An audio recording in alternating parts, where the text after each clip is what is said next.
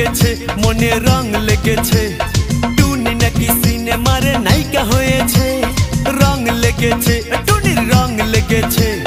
টুনি নাকি সিনেমারে নায়িকা হয়েছে